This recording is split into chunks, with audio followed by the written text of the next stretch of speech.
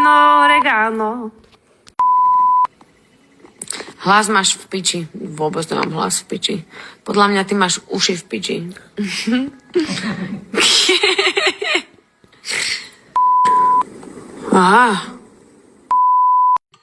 Alebo aj veštiť vám môžem. Tak by som vám vyveštila, že pozor.